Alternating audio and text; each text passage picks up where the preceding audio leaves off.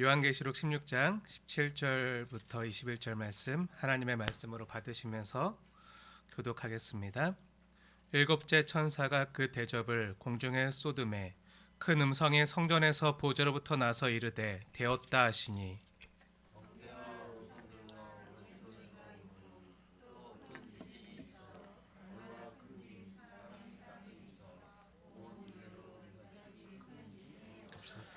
큰 성이 세 갈래로 갈라지고 만국의 성들도 무너지니 큰 성 바벨론이 하나님 앞에 기억하신 바 되어 그의 맹렬한 진노의 포도주 잔을 받음에. 각 섬도 없어지고 산악도 간데없더라. 함께 읽겠습니다.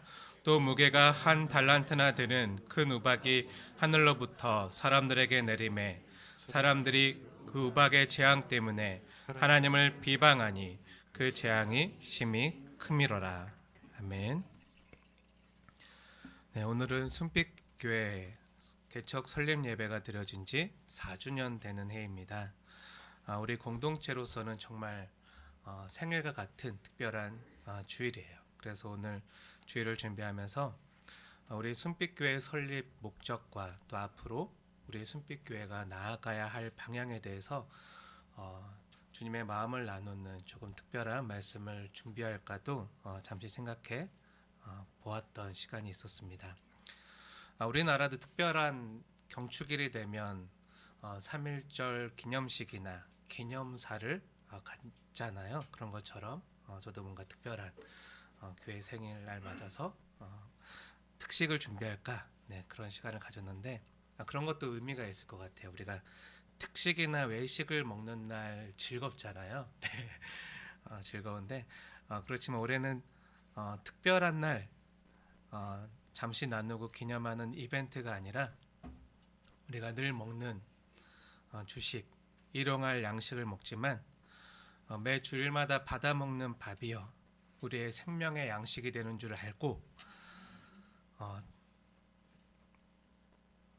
매일 먹는 일용할 양식이지만 특식처럼 받아 먹는 양식이 되어지길 축복합니다.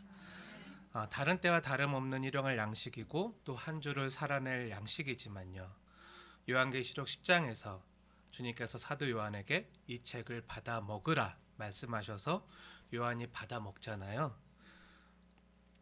주 예수님의 동일한 복음의 말씀이지만 특별하게 받아 먹었을 때 고난의 때를 이기고 승리할 수 있게 했던 단맛이 나는 밥이었잖아요. 힘든 하루를 이길 수 있게 하는 그 매일의 힘이 되었던 생명의 양식, 주님이 주시는 특별한 양식을 이 시간에 저와 여러분이 함께 받아 먹고 하나님 나라를 위하여 또 이 어려운 때를 이겨내고 승리하시는 전투 식량으로 삼으시길 축원합니다. 그래서 다시 일곱 대접 심판 말씀을 보겠습니다. 이 말하고 싶어서 서론을 했는데요. 일곱 대접 심판은요, 우리가 그동안 쭉 나눠왔지만 여러분 혹시 그 전에 일곱 대접 심판의 메시지를 들어보신 적 있으십니까? 정말 잘 듣지 못하던 말씀이잖아요. 조국교회 내에서 정말 잘 가르쳐지지 않았던 대표적인 본문과 말씀 중에 하나입니다. 또한 내용이 쉽지 않아서 그냥 겉핥기식으로 살짝 훑고 지나가거나 아니면 잘못 왜곡되어져 가르쳐지기 쉬운 본문이기도 했습니다. 무엇보다 이 땅에 쏟아지는 하나님의 진노가 가득한 일곱 대접 심판의 메시지를 들으면서 은혜 받기란 정말 쉽지 않은 본문 중에 하나예요. 우리가 일곱 대접 심판이 시작되는 지난 15장부터 16장까지 한 달이 넘도록 우리가 몇 주째 계속 일곱 대접 심판의 메시지를 하나하나 자세히 다루고 있는데요. 하나님의 진노가 가득히 배어있는, 진하게 배어있는 일곱 대접 심판의 메시지를 매주 들으면서도 만약에 여러분이 은혜를 받고 계시다면 그건 정말 주님이 주시는 은혜인 줄 믿으시기 바랍니다. 제가 잘 가르쳐서도 아니고요. 여러분이 잘 들어서도 아니고요. 성령님이 듣게 하시고 깨닫게 하시고 은혜 주시는 건 줄 믿으시기 바랍니다. 이건요 사람이 할 수 있는 게 아니에요. 그리고 만약 대접 심판의 메시지를 들으면서도 깨달음과 은혜를 받는다는 것은요 하나님이 저와 여러분을 사랑하신다는 증거로 믿으시기 바랍니다. 우리는 지난주까지 6번째 대접 심판까지 함께 살펴봤잖아요. 그리고 오늘 마지막 7번째 대접 심판에 대해서 살펴보고, 그리고 7 대접 심판을 총 정리하고 마무리하면서 하나님께서 7 대접 심판의 메시지를 교회된 우리 성도들에게 왜 듣게 하셨는지, 7 대접 심판의 참된 의미에 대해서 이 시간 함께 상고하는 시간을 갖도록 하겠습니다. 우리가 지난주에 계시록에 나오는 말씀을 해석할 때는 잘 해석해야 한다고 했어요. 네, 특히 요한계시록에 나오는 3대 7중 재앙 시리즈를 해석할 때 이 심판의 메시지들이 상징적인 표현이 많이 들어가 있는 묵시 문학의 장르로 주어졌다고 우리가 배우고 들었잖아요. 그래서 묵시로 쓰여지고 주어진 책이기 때문에 누군가의 말처럼 이 묵시를 다 문자적으로 그대로 해석해선 안 되는 부분이 많이 있어요. 그래서 어떤 부분은 상징으로 해석해야 되는 부분이 분명히 있습니다.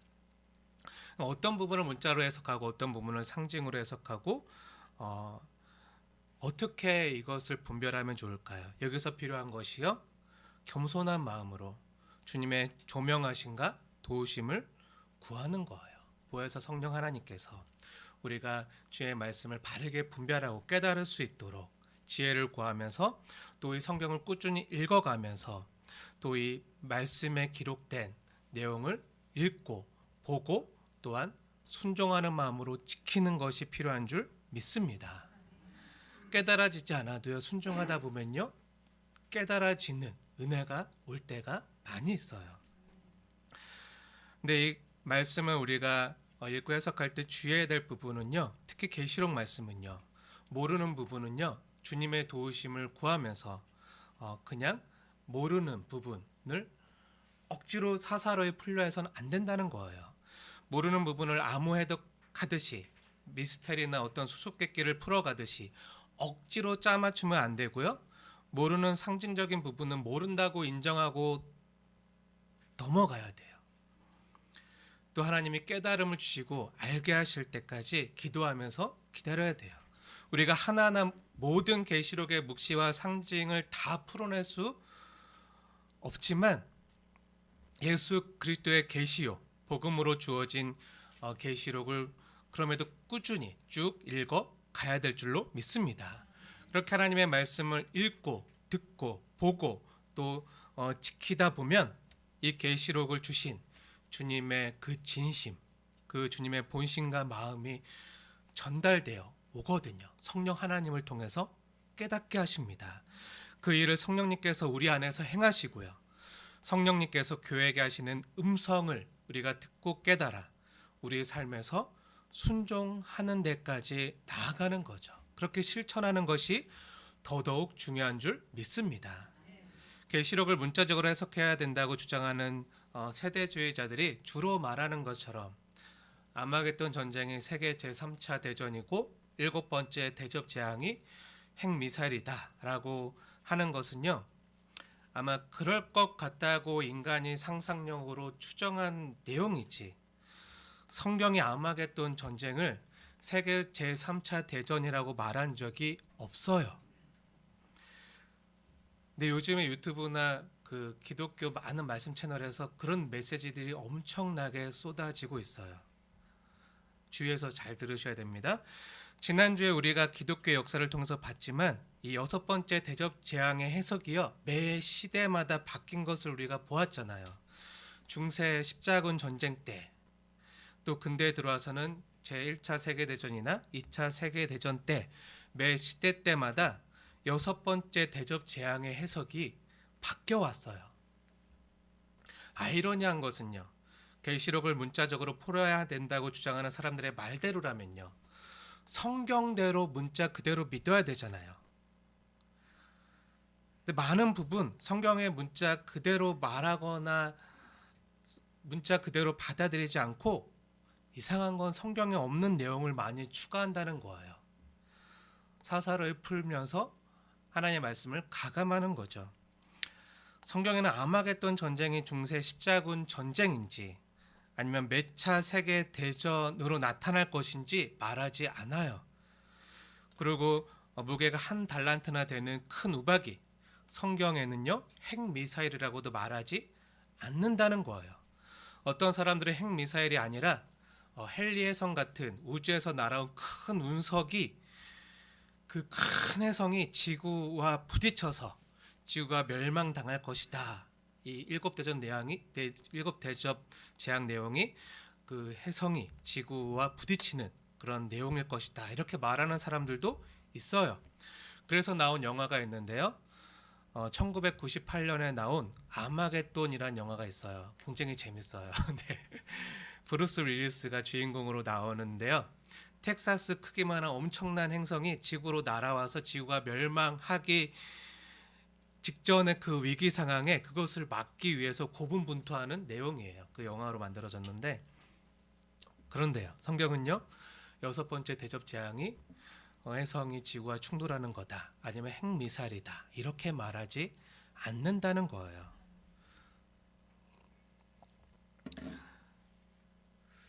성경을 문자적으로 그대로 믿는다고 하는 세대주의자들이 이런 말들을 많이 하는데, 근데 정말 그들이 말하는 것처럼 성경을 문자적으로 믿고 받아들인다면요, 우리는 그 마지막 일곱 번째 대접 재앙이 하늘에서 떨어지는 큰 우박이라고 말해야 되죠. 그렇죠?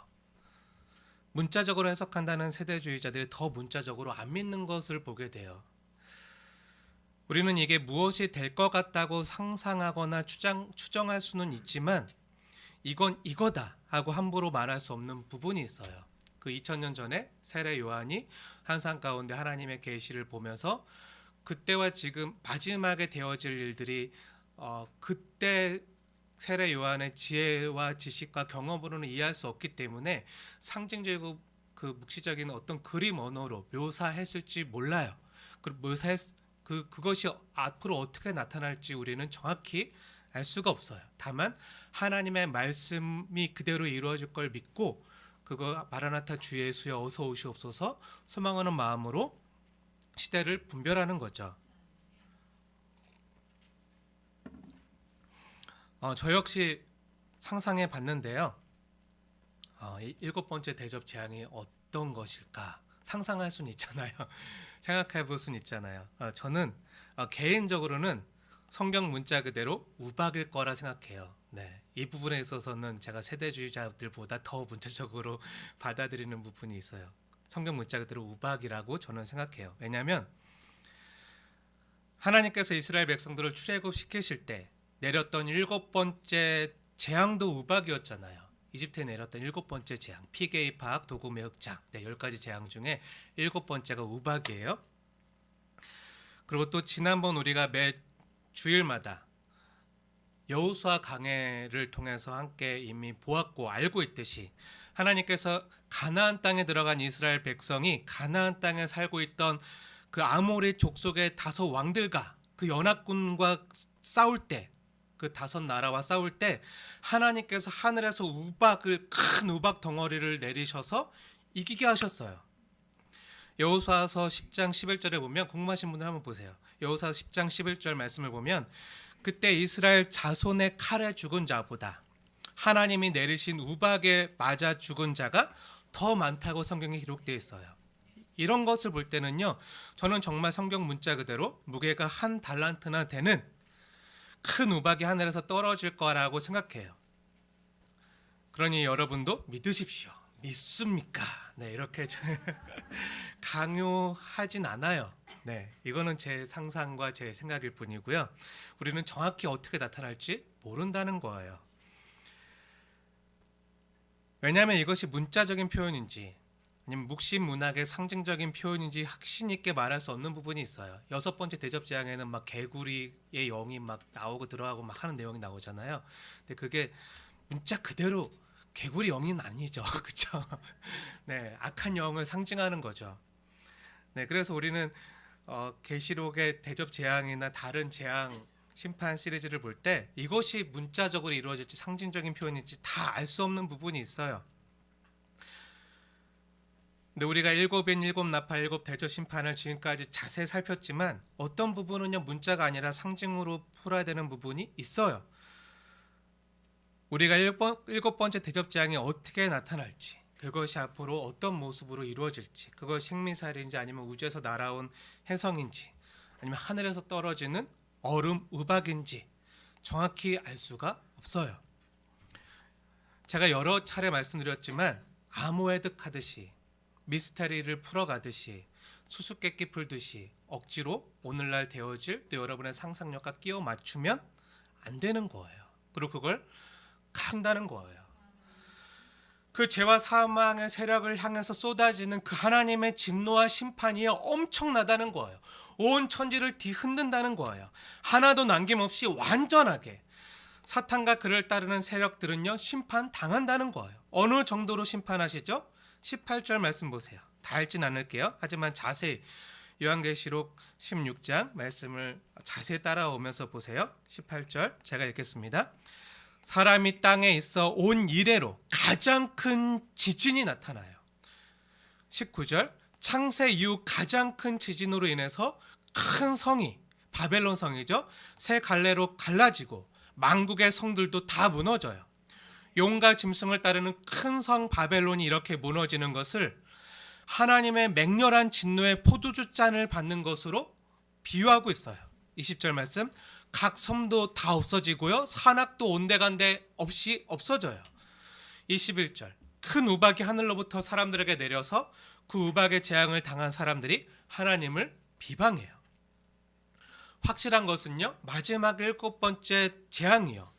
심히 큰 재앙이라는 거예요. 7번째 재앙을 초대교회 성도들이 들었을 때는요. 그 큰 재앙에 쏟아지는 성이 어떤 성이죠? 성경에 어떤 성으로 기록되어 있죠? 네, 큰 성 바벨론이죠. 근데 당시 바벨론은 이미 멸망당하고 없잖아요. 페르시아한테 이미 멸망당했잖아요. 나중에 다니엘서 볼 때 다 우리가 다시 배울 텐데 바벨론 느부갓네살 그 왕의 제국이 나중에 페르시아 그 바사 그 고레스한테 멸망당해요. 그리고 없어요. 그리고 마케도니아 그 알렉산더 대왕이 또 나타났다가 그리스 헬라 문화가 이루어졌다가 또 로마 제국에서 멸망당해요. 지금은 바벨론이 없어요. 근데 바벨론이 멸망당하는 건 나와 있죠. 뭐죠? 이 바벨론이 무엇을 상징하는 거죠? 로마 제국을 상징하는 거예요. 큰 성 바벨론과 같은 제국, 로마 제국을 그 당시 초대교회 성도들은요, 이 바벨론의 이야기 들으면서 지금 자신들을 억압하고 핍박하고 있는 로마 제국을 생각했어요. 19절 후반부 만국의 성들도 다 무너진다는 말은 무슨 말이죠? 그 로마 제국을 추종하던 만국들도 역시 함께 무너진다는 거예요. 19절에 큰 성 바벨론이 하나님 앞에 기억하신 바 되었다는 말은요. 용과 짐승과 거짓 선지자를 따르던 큰 성 바벨론이 계시록 14장 8절에서 우리가 이미 보았고 확인했듯이 한번 보세요. 계시록 14장 8절에 보면요. 큰 성 바벨론이 모든 나라에게 그의 음행으로 포도주를 마시게 했다고 나오잖아요. 하나님께서 그것을 기억한다는 거예요. 그 음행이 뭐죠? 성적으로 문란한 음행도 있지만 계시록에서는요. 자신이 가진 돈과 권력으로 힘없는 자들을 착취하고 빼앗고 상처 입히고 피 흘리게 하고 눈물 나게 하는 그 모든 행위들을 하나님이 기억하신다는 거예요. 세상은요 용과 짐승의 권세와 위엄을 보여주면서 너도 나를 따르면 나처럼 강자가 될 수 있어, 갑이 될 수 있어, 성공할 수 있어 하고 정말 짐승 같은 방법으로 힘없고 약한 사람들을 착취하고 억압하는 것으로 나라와 나라가 대적하여 일어나면 그 전쟁의 모습이죠. 지금 러시아나 푸틴이 그런 모습으로 힘이 없고 약한 나라를 용의 방법으로 짐승의 방법으로 지금 이 하고 있는 이 모든 모습을 하나님이 기억하신다는 거예요.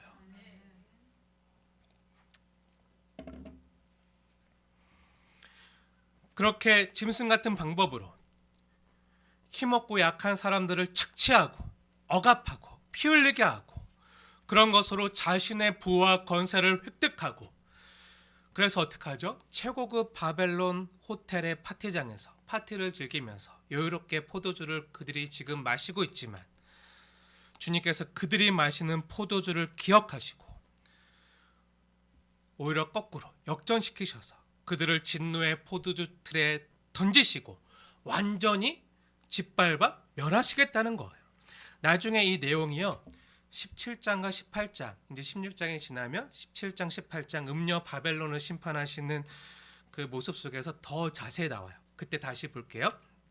아무튼 7번째 대접 재앙의 내용의 핵심이 뭐죠? 죄와 사망의 권세자들, 사탄의 세력은요 완전히 멸망한다는 거예요.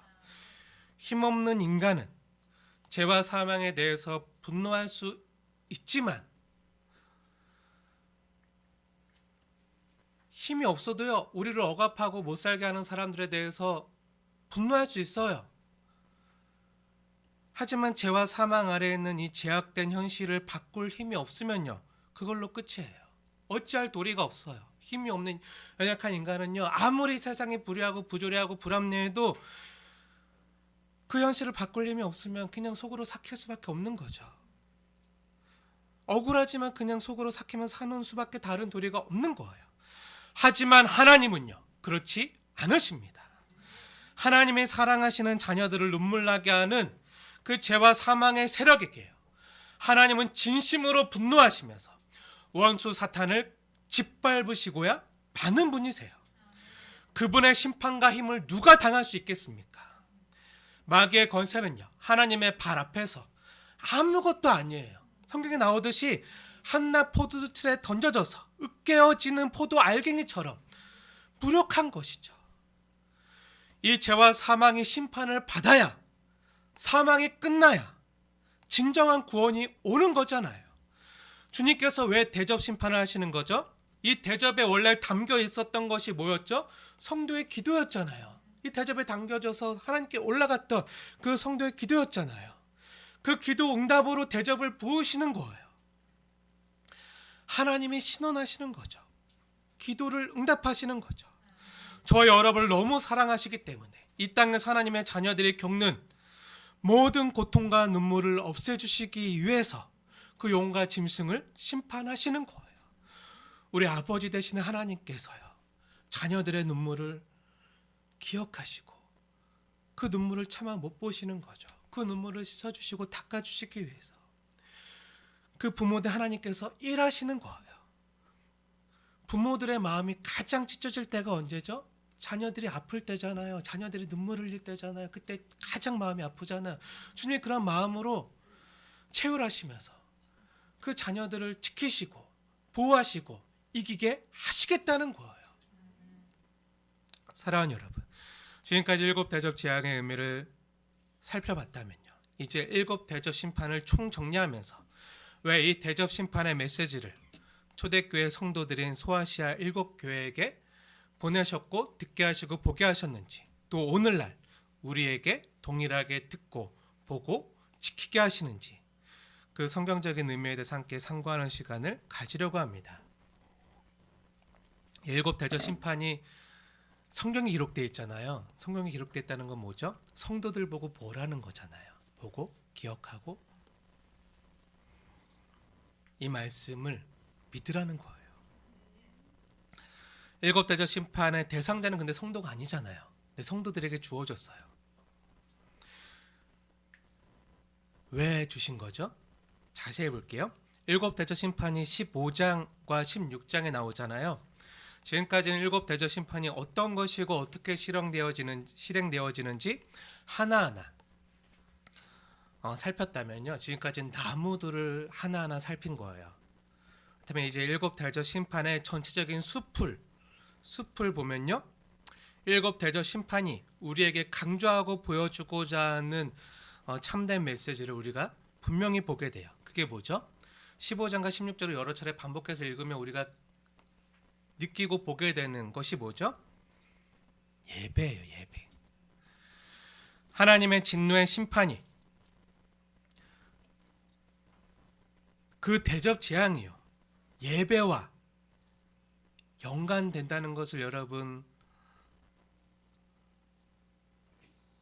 믿으시나요? 저는 이 대접 재앙을요, 마지막 날에 있을 무시무시한 7년 대환란 막 이런 얘기하면서 막 정말 그 신비한 어떤 그런 메시지로 풀어주시는 내용은 너무 많이 들어봤는데, 이 대접 재앙을 예배와 연관해서 풀어주시는 사람은 딱 한 사람밖에 못 봤어요.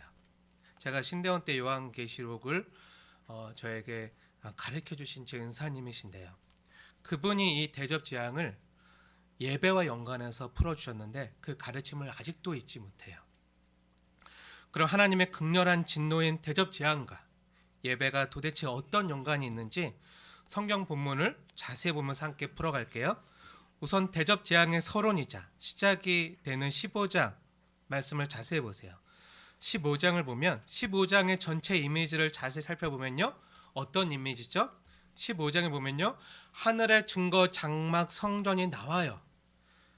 그리고 그 성전에서 빛난 세마포 옷을 입고 가슴에 금띠를 띤 그 네 생물 중에 한 생물이 나와요. 이 모습을 보면 우리가 무엇을 떠올리고 무엇을 생각하게 되죠? 어떤 이미지를 떠올리죠? 구약에서 예배하는 장면이 떠올라요. 그 증거 장막에서 세마포를 입고 금띠를 띤 그 제사장이 예배를 드리는 모습, 제사를 드리는 모습을 우리에게 자연스럽게 떠올리게 해요. 증거 장막에서 세마포 옷을 입고 가슴에 금띠를 띤 제사장이 제사 때, 예배 때 사용하던 게 뭐죠? 대접이잖아요. 대접을 사용해서 그 대접에 피를 담아서 뿌리거나 또 하나님께 그 대접에 담아서 이렇게 올리거나 하는 그 사용되었던 그릇, 대접이 나와요. 뭐죠? 전체적인 이미지가 뭐죠? 예배 모습이에요. 예배. 구약의 예배 모습을 떠올리게 만들죠. 그리고 더 자세히 주님의 진노의 재앙이 실행되어지는 장면들을 우리가 눈여겨볼 필요가 있는데요. 16장에 들어와서 첫 번째 대접 재앙을 보세요.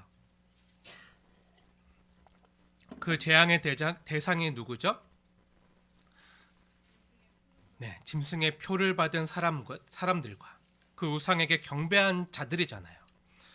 우상에게 경배한 자들, 우상에게 예배하는 자들이에요. 그 사람들이 진노의 대상이에요. 또 넷째 재앙 보세요. 넷째 재앙에서는 그 대접 재앙을 받은 사람들의 모습이 어떻게 나타나죠? 9절 중반을 보시면 하나님의 이름을 비방하며 또 회개하지 아니하고 주께 영광을 돌리지 아니하더라. 주께 예배하지 않는 거죠. 회개치도 아니하고 하나님을 비방하면서 주께 영광을 돌리지 않는 거예요. 그리고 10절의 다섯 번째 재앙의 모습도 보세요. 대접을 짐승의 왕자에 쏟자 그 짐승을 따르던 자들이 어떡하죠? 11절 보시면 하늘의 하나님을 비방하고 그들의 행위를 회개하지도 않잖아요. 회개하지 않는다는 말은 뭐죠? 주께로 돌이키지 않는다는 거잖아요. 하나님을 예배하지 않는다는 거예요. 하나님을 예배하지 않고 세상의 왕자에 앉아있는 짐승을 예배하는 모습이죠. 마지막 일곱 번째 재앙이 쏟아진 뒤의 모습은 또한 어떻죠? 큰 성 음녀 바벨론을 따르던 사람들이요. 어떡하죠? 하나님을 비방하잖아요. 이 모든 모습들이 무엇과 연관되어 있죠? 네, 바로 누구를 예배하고 있는가? 바로 예배와 연관되어져 있어요. 한마디로 용과 짐승과 바벨론을 따르면서 그 세상의 왕자에 앉아있는 짐승과 우상을 경배하지만 회개하지도 아니하고 오히려 하나님을 비방하고 주께 영광을 돌리지 않는 사람들이 그 대접 재앙의 대상이에요. 근데 그들은요, 몰라서가 아니라 용과 짐승이 주는 유혹 때문에 또 그들의 위협 앞에서 하나님을 고의적으로 거절하는 사람들이에요. 세상 왕자에 앉아있는 짐승을 예배하기 위해서, 이 땅에서 잘 먹고 잘 살고 편안하고 안락을 누리기 위해서 하나님께 예배하기를 거절한 사람들. 예배가 하나님께 돌려드려야 될 감사와 영광을 우리가 마땅히 드리는 것이라고 한다면 그들은요, 끝내 주님께 드려야 할 영광의 세상의 가치를요, 사탄에게 드리는 거죠. 사랑하는 여러분, 회색지대는 없습니다. 하나님을 예배하든지 우상을 예배하든지 둘 중에 하나예요. 아니 제가 언제 우상을 섬겼다 그래요? 저는 무신론자예요. 저는 우상을 섬기지 않아요. 저는 아무도 안 믿어요. 하나님을 안 믿지만 우상도 안 믿어요. 저는요 저만 믿어요. 제 주먹만 믿어요. 제가 가지고 있는 돈만 믿어요. 하는 사람이 있다고 하더라도요. 그 사람 역시 하나님이 아닌 다른 걸 믿고 살아가는 사람이에요. 자신을 믿든지 힘을 믿든지 권력을 믿든지 돈을 믿든지 만몬을 믿든지 자신이 믿고 있는 것을 쫓아서 살아가는 자예요. 그것을 예배하는 거죠. 하나님께 마땅히 내어드려야 될 내 마음의 왕자에 하나님을 내어 쫓고요. 자신이 앉은 것이죠. 뭐죠? 교만이죠. 성경에는요. 탐심이 곧 우상숭배라고 하잖아요. 자신의 유익을 위해서 하나님보다 더 사랑하는 모든 것이요 바로 곧 우상숭배예요. 하나님께서 보내신 자 예수 그리스도를 통해서 하나님을 참되게 알고 그분을 예배하지 않는 모든 자들은요 곧 우상을 짐승을 예배하는 거예요. 놀랍게도요 성경에 나오는 7 대접 심판의 최종적인 갈림길 역시 어떻게 나타나죠? 누구를 예배하고 있는가? 이 모습으로 나타나요. 그 예배의 대상에 따라 그들이 누구를 예배하느냐에 따라 누구의 편에 서 있느냐에 따라서 영생을 누리든가 아니면 대접 재앙을 심판을 받든가 이 모습으로 갈라지는 거예요. 계시록 15장에서 보는 것 같이 짐승과 우상을 이기고 벗어난 자들이요 수정 같은 유리 바닷가에 서서 모세의 노래 어린 양의 노래를 부르면서 한번 보세요. 15장의 모습을 보세요. 주 하나님 곧 전능하신 이시여 하나님께서 하시는 일이 크고 놀라우시도다. 만국의 왕이시여 주의 길이 의롭고 참되십니다. 누가 주의 이름을 두려워하지 아니하며 누가 주님을 영화롭게 하지 아니하오리까. 오직 주만 거룩하십니다. 오직 주의 의로우신 일이 나타났음에 만국이 와서 주께 경배하는 사람들은 구원을 받고 찬송과 노래를 부르지만 이 땅에서 7 대접 재앙을 받는 사람들은 어떤 사람들이죠? 누구죠? 어떤 세력이죠? 이 땅에서 짐승과 우상을 예배하며 따르던 세력이에요. 다른 말로 하면요. 참된 예배자와 거짓된 예배자가요. 완전히 구분되어지는 현장이에요. 아니 더 정확히 말하면요. 참되신 하나님을 예배하는 자와 자신을 위해서 세상에 속하는 것을 예배한 자의 분명한 삶의 결국의 모습이요. 바로 대접 재앙으로 나타나고 있는 거예요. 그런데 짐승과 우상을 예배하는 자들의 모습이 어떻죠? 하나님께서 수도 없이 돌이킬 기회를 주시고 경고를 하시는데 그들이 어떻죠? 끝내게 하지 않죠. 끝내게 하지 않아요. 오히려 하나님을 비방하고요. 하나님께 영광을 돌리지도 않는 모습으로 나타나요. 끝까지 고의적으로 의도적으로 거절해요. 사랑하는 여러분, 출애굽 사건에서요. 구약의 출애굽기 그 출애굽 사건에서 이스라엘을 애굽의 속박으로부터 구원해 주신 하나님의 가장 중요한 이유가 뭐죠? 네, 나는 너의 하나님이 되고 너희는 내 백성이 되리라. 나는 너희를 애굽에서 건져낸 구원한 여호와니라. 그 이유가 뭐죠? 분명히 밝고 계신데요. 너희는 나를 온전히 예배하는 자로 예배자로 세우기 위해서 내가 너희를 애굽에서 건져내었다. 분명히 말씀하고 계세요. 출애굽 때 6월절 어린 양의 피로 재앙에서 넘어간 하나님의 백성들이요. 그들이 구약의 백성들이라면요. 신약에 와서도 동일하죠. 죽임당하신 어린 양의 피로 십자가의 보혈로 제 삭신 사망에서 건짐받아 사망의 저주와 재앙으로부터 벗어나 건짐과 구원을 얻은 것이 바로 성도들이에요. 근데 하나님이 왜 구원하신 거죠? 우리를 진정으로 예배하는 자가 되도록 하기 위해서. 출애굽 때 모세의 노래를 부른 것처럼 이제는 어린 양의 노래를 부르게 하기 위해서예요. 하나님을 예배하도록 우리를 건지시고 구원하신 거죠.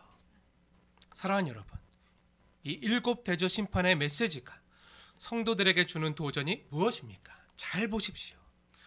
초대교회 때 핍박은요, 하나님을 예배하느냐 아니면 먹고 살기 위해서 자신의 편안함과 안락과 자신의 생명을 스스로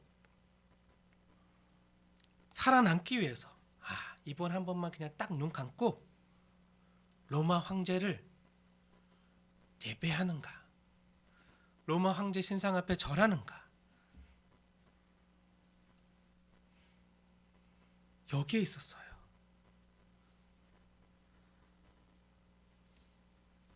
그냥 로마 황제 신상 앞에 절하면요, 핍박을 당하지 않아요. 먹고 사는 게 편안해져요. 장사도 할 수 있고 직장도 얻을 수 있고 자녀 교육도 시킬 수 있고 노후 대비도 할 수 있어요. 이 땅에서 잘 먹고 잘 살고 형통한 길을 갈 수 있어요. 하지만 나는 오직 하나님만을 예배합니다. 만물을 섬기지 않습니다. 우상을 섬기지 않습니다. 용과 짐승을 따르지 않습니다. 나는 오직 하나님만 섬깁니다. 하나님과 세상 속에서 왔다 갔다 하지 않습니다. 하면서 용의 가르침, 용과 짐승의 가치를 따르는 것을 거절하는 거죠. 저항하는 거예요. 근데 유대인들은 어땠죠? 사탄의 해당이라고 불리는 유대인들은 어떻죠? 하나님 잘 섬겨. 하나님 잘 섬기고 예배도 잘 드리고 헌금도 잘하고 착한 일도 많이 하고 괜찮아. 근데 먹고 살려면 로마 황제도 예배해야지. 그냥 돌덩이야. 그냥 금신상이야. 그냥 절 한번 하면 돼. 그러면 너 삶이 편해져. 하지만 어떡하죠? 그것을 거절하는 거예요. 저항하는 거예요. 하나님만을 예배합니다. 주님만 섬깁니다. 삶으로 드러내는 거죠. 그래서 어떻게 되죠? 순교를 당하잖아요. 피를 흘리잖아요. 어린 양의 길을 따르다가 그 사자밥이 되거나 짝을 못 박히거나 끔찍한 일들을 당하잖아요. 그래도 그 길을 가는 거예요. 오늘 일곱 대저 심판을 통해서요, 주님이 우리에게 말씀하시는 것이요, 너희가 아무리 고달파도 진정한 왕께 드리는 경배는 목숨 걸고 지켜야 한다는 거예요. 그것이 바른 선택이라는 거예요. 용이 아무리 돈과 성공으로 유혹해도, 짐승이 힘과 권력으로 유혹해도, 바벨론이 쾌락으로 유혹하고, 거짓 선지자들이 아무리 듣기 좋은 말로 유혹한다 할지라도 하나님 섬겨. 하지만 세상을 섬겨도 돼.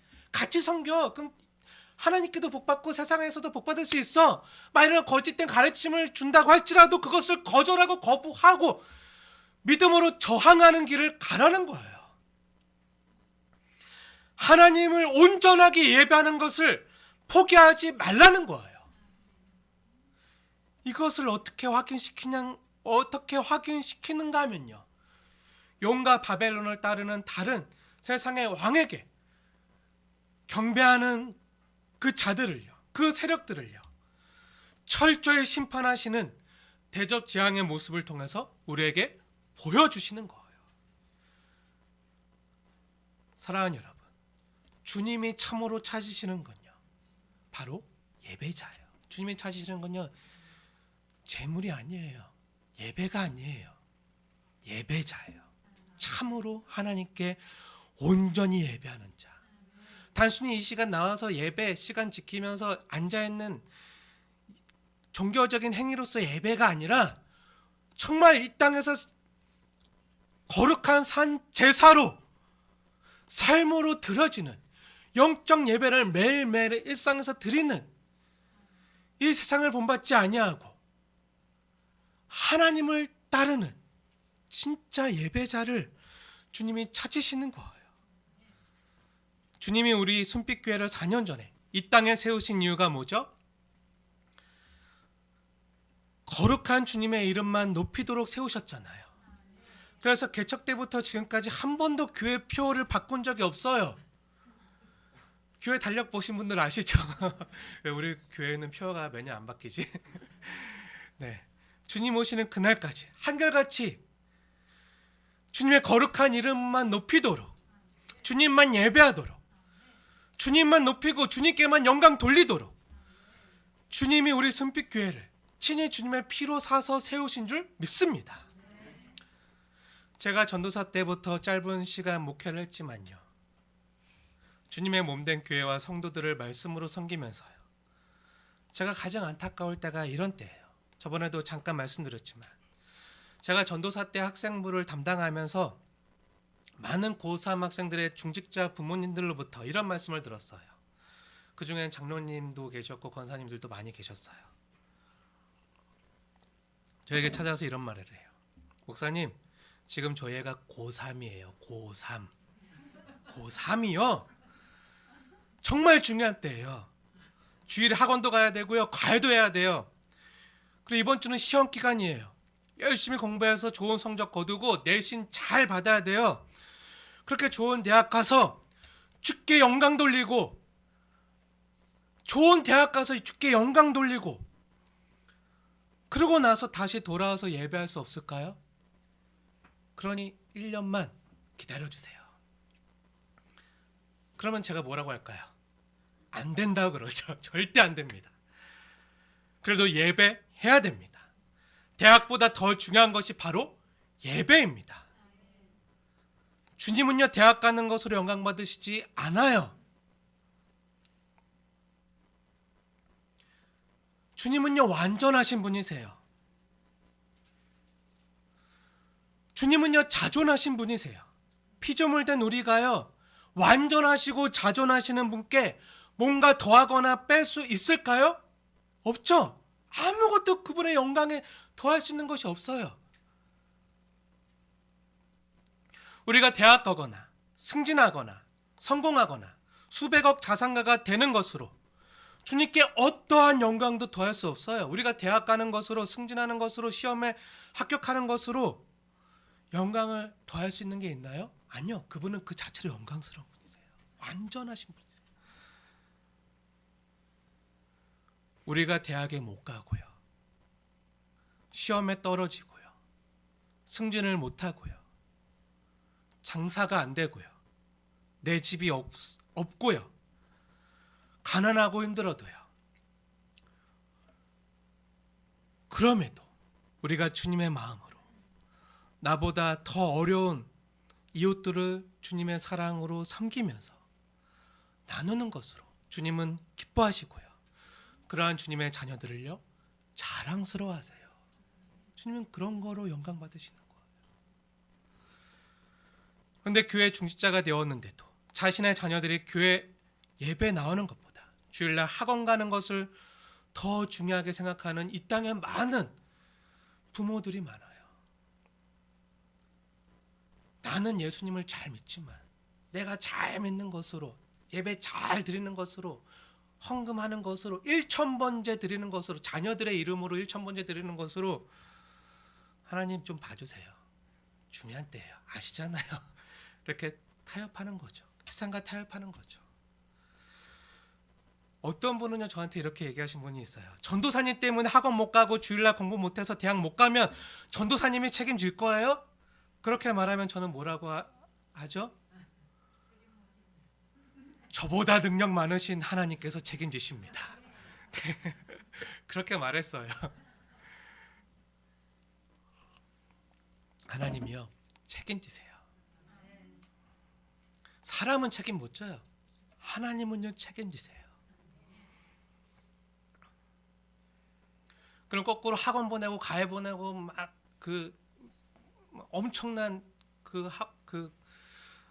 재정을 쏟아서 자녀 교육 잘 시키면 그 인생 하나님의 책임지시나요? 아니요.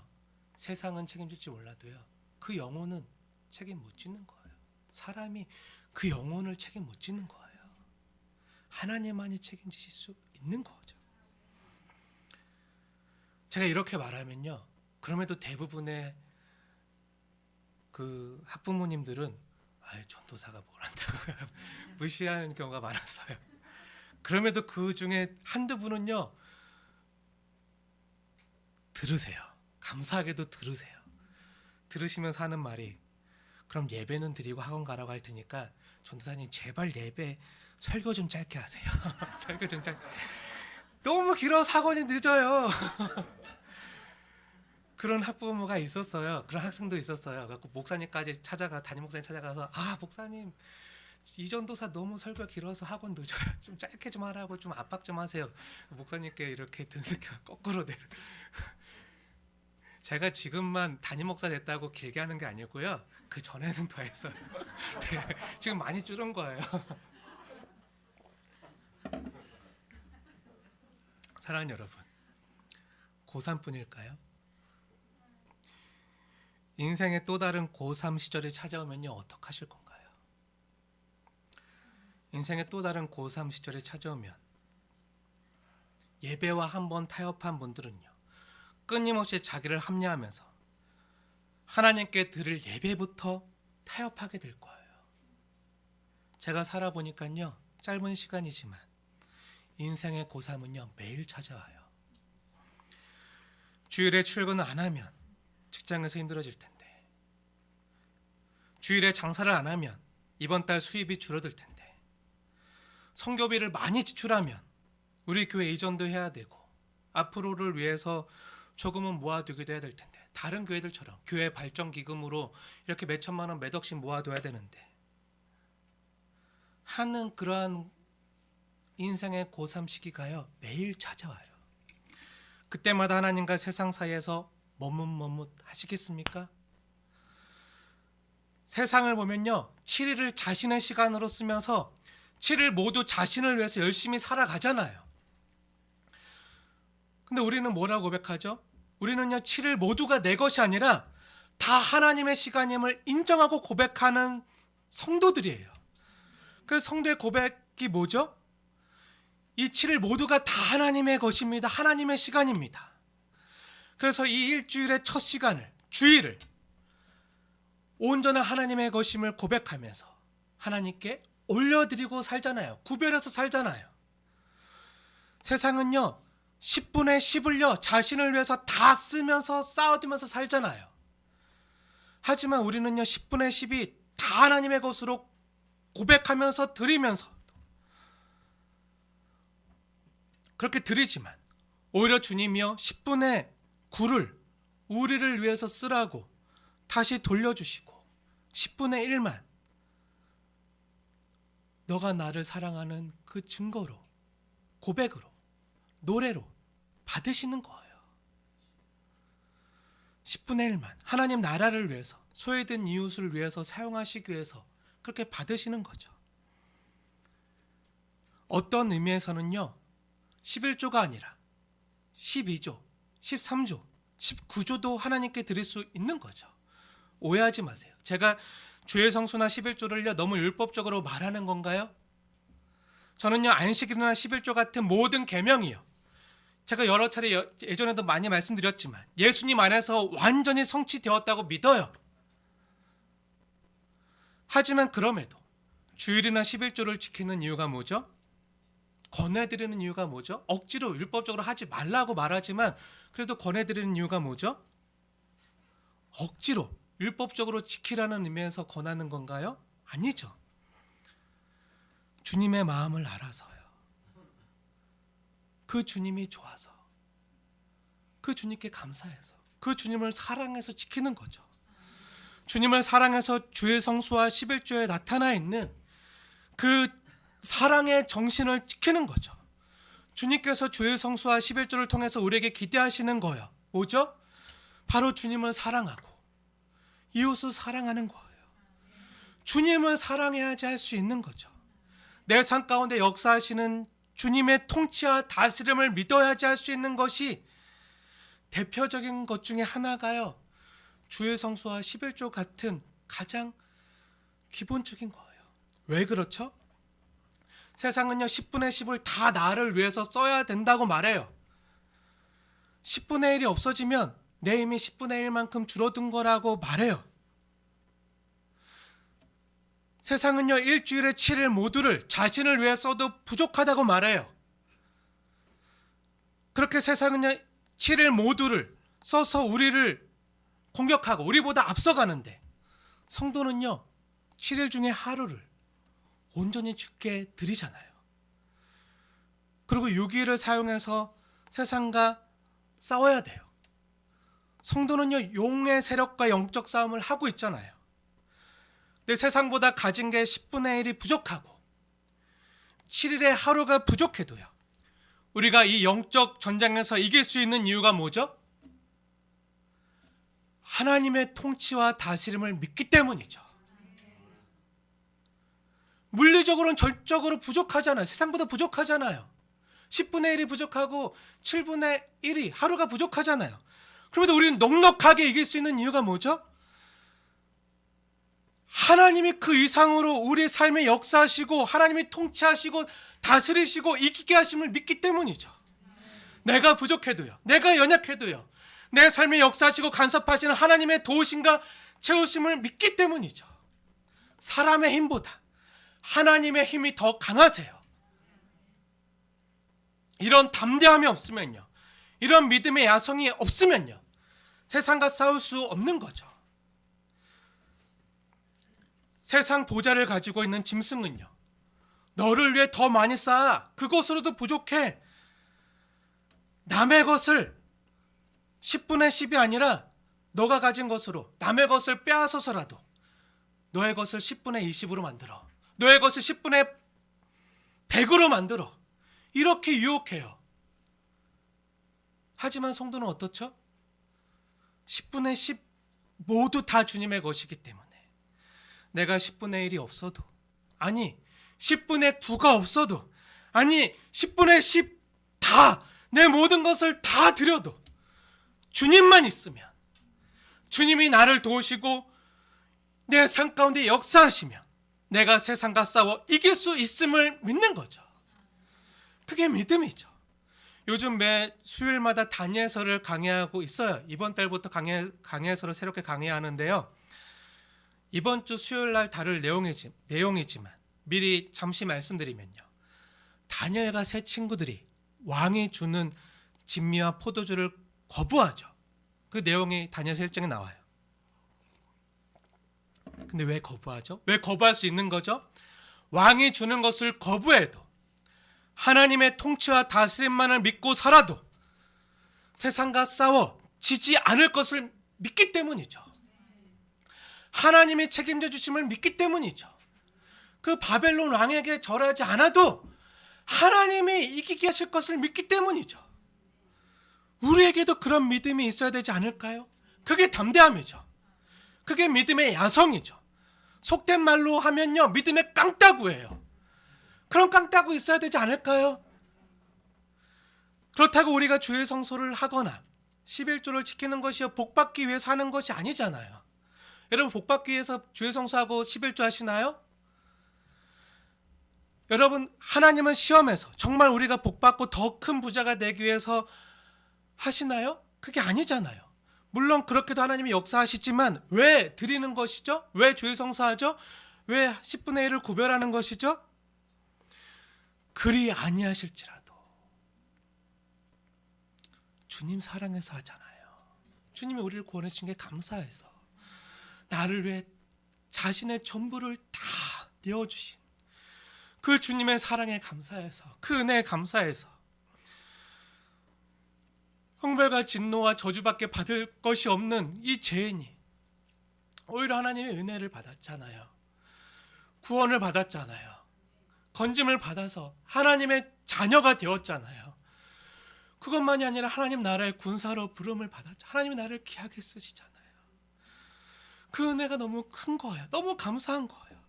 그 은혜를 생각하면요, 10개 중에 9개를 다 드려도 하나 더 드리지 못한 것 때문에 안타까워하는 것이요, 바로 주님을 사랑하는 마음이죠. 우리가 진정으로 누군가 사랑할 때요, 내가 가진 것 중에 10개 중에 9개를 다 줘도 마저 주지 못하는 것 하나 때문에 마음이 아플 때가 있잖아요. 부모의 마음이 그렇잖아요.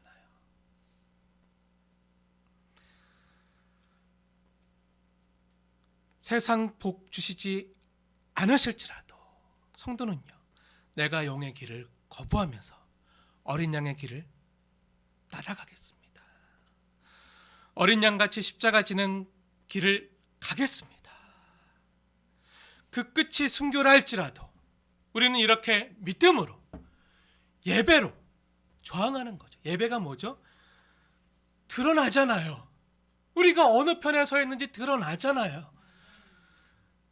하나님 앞에서 또 세상 앞에서 우리를 드러내는 신앙 고백이 예배잖아요. 그렇게 믿음으로 세상에 저항하는 거죠. 용에게 저항하는 거예요. 성도가 세상과 싸워 이기는 것이 뭐죠? 바로 이러한 저항이에요. 우리는 예배로 저항하는 거, 어떻게 보면 가장 적극적인 저항이에요. 돈이나 세상 권세나 힘을 따르지 않아도 믿음의 야성을 가지고 잘 살 수 있음을 보여주는 것이죠. 사랑하는 여러분, 우리가 11조로 뭐를 하죠? 구약에 보니만요, 하나님을 예배하기 위해서 사용되기도 했지만요, 그 재물이 주로 어디에 사용되죠? 당시 가장 가난하고 주님의 도우심이 없이는 살아가지 못했던 고아와 가부와 나그네와 레인들을 위해 사용되었어요. 뭐죠? 주님을 사랑해서 이웃에게 베풀고 나누는 거죠. 주님을 사랑해서 이웃을 사랑하는 것으로 드려지는 게 11조예요. 오늘 드려지는 예물이요, 산불로 갈 곳을 잃은 이웃을 위해서 쓰여질 예정이에요. 전에 감사원금이 그렇게 드려질 텐데, 우리가 지난번 화재로 살 곳을 잃고 시름에 빠진 어려운 이웃을 찾아가서 교회에서 섬긴 적이 있잖아요. 그런데 우리가 교회 이전을 위해서 지금 기도하고 있잖아요. 오늘도 기도했지만 어제도 기도하는 마음으로 몇 군데 교회 이전할 장소를 돌아보고 왔어요. 기도만 하면 안 되죠. 정말 찾으러 다녀야죠. 주님의 일하심을 믿고 찾으러 다니고 있어요. 기도하는 마음으로 몇 군데 돌아보고 왔는데, 아무리 돌아봐도요, 아무리 좋은 곳을 봐도요, 교회 재정이 없어요. 계약할 수 있는 계약금도 없어요. 이전할 재정이 없어요. 이전하려면 어떻게 해야 되죠? 재정이 있어야 하는데 구제나 선교비를 줄여서라도 모아두어야 이전할 수 있을 텐데, 하지만 선교비나 구제비를 줄여서 이전한다고 주님이 좋아하실까요? 어제 돌아봤던 몇몇 교회들, 찾아봤던 교회들 그 이전 장소 중에는요, 우리가 개척해서 4년 전에 개척해서 지금까지 한 7, 8천만 원의 금액을 우리가 선교비로 지출했잖아요. 개척교회지만 없지만 지출했잖아요. 근데 그 돈이었으면 이전할 곳이 있더라고요. 이전할 장소가 있어요. 보증금도 되고 또 우리가 그 인테리어나 또 임대료도 감당할 만한 그런 곳이 있어요. 우리가 선교하지 않고 구제하지 않으면, 또 그렇게 이전하면 주님이 좋아하실까요? 우리는 지금보다 더 좋고 좋은 곳으로 가서 좋을지 몰라도 중요한 것은요, 주님의 마음이 어디 있느냐예요. 주님이 정말 좋아하실까? 그러면요, 교회도 끊임없이 싸우는 거예요. 교회도 싸워야 돼요. 영적인 싸움을 하는 거죠. 성경이 힘주어 강조하는 것이 뭐죠? 인류 최후의 마지막 한순간도 우리가 결코 포기해서는 안 되는 것이요, 예배하는 것임을 오늘 본문이 말하고 있는 거예요. 우리가 그렇게 예배할 때, 우리가 주께 드릴 때, 그렇게 삶으로 고백할 때 하나님이 일하시고 역사하시고 채우시고 역전시키실 것을 믿는 거예요. 대접 심판은요, 공포의 장이 아니에요. 어떤 시한부 종말론을 얘기하는 사람들처럼 공포로 점철되어진 그러한 심판의 장이 아니라 우리에게 더 진실된 예배를 찾으시는, 더 진실한 예배를 촉구하는 경배의 장이 바로 이 대접 심판이 나타나는 15장과 16장이에요. 예배의 장이죠. 하나님과 세상 사이에서 머뭇거리지 말라는 거예요. 아무리 고달프고 힘들어도 하나님을 나의 왕으로, 내 삶의 주인으로 고백하라는 거예요. 내가 서 있어야 할 곳은 그분의 거룩한 보좌 앞에, 거룩한 주님 발 앞에 엎드려서 나는 아무것도 아닙니다. 나의 모든 것을 아낌없이 다 쏟아부어도 하나님 이 죄인을 구원하신 거, 나를 찾아주신 거 너무 감사합니다. 그래서 내 모든 걸 다 쏟고 그분의 발을 씻고 그 발에 입맞추고 나의 왕관을 놓아 드리는 거예요.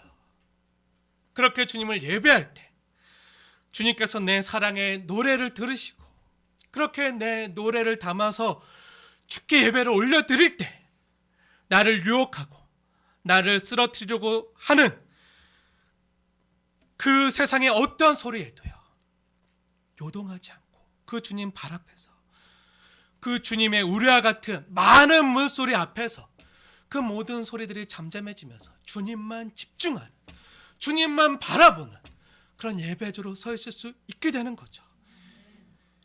이 모습이 나타나는 게 계시록의 모습이잖아요.